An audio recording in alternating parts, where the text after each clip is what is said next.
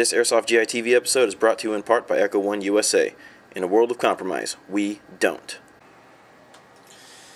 Welcome back to Airsoft GI TV. My name's Tim. This thing is called the G&G RK Beta. This is a spectacular AEG, and I'm kind of mad at G&G for making this thing such a spectacular AEG, because right around the time when this thing was released, I was trying to sell my TM AK Beta to, I think, Albert or someone here that wanted to buy it, okay? But of course, who's going to buy a plastic TM AK when this thing is full metal and has a rail system in the handguard? So, I'm stuck with my TM, unfortunately. I wish I had this thing, but I don't. The reason why I wish I had this thing is because full metal body. This thing is super solid. And check this out. The spring behind this bolt is ridiculous. My TM does not sound anything like this. My TM goes, whoop, that's about it. This thing sounds extremely realistic. Obviously, this is where you adjust the hop up inside the chamber here.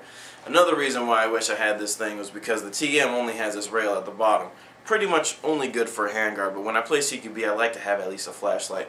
Look at how many rails are on this thing. It's almost too much, but you can't have too much good stuff. Okay? I think that's like an AM PM saying or something. Whatever. Check this out. Rails galore. Plenty for a red dot sight. Perfect for a vertical grip. Flashlight and laser. Shoot, you can have two flashlights and two lasers here if you wanted to. That's how many rails are on this thing. Full metal flash hider. I think I have that too. But anyway, this one does look and shoot much better. 600 round high capacity magazine. Same as the TM. But I'm willing to bet this thing shoots a lot harder. Let's go out and chrono it.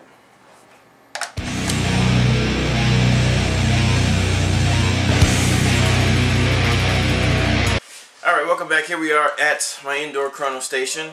I have the G&G RK Beta in hand right now. In the stock, I have an 11-1 li-poly battery. Now, I know I've said in previous videos that most G&G guns can house a large battery if they have a plastic full stock, and I meant that.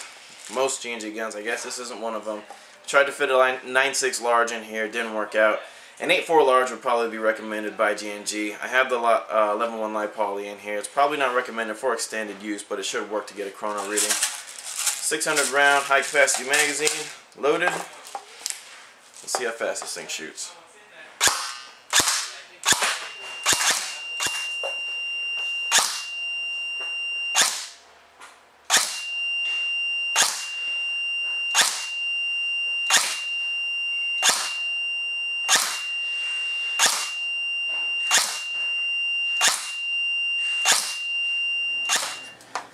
Alright, as you can see, 350 to 360 FPS from the G&G RK Beta.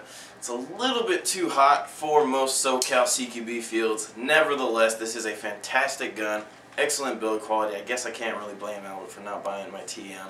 Full metal body, the works. This thing's for sale for $330 on AirsoftGI.com. Check it out. It's the G&G RK Beta.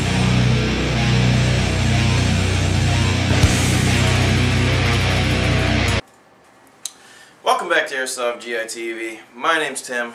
This name,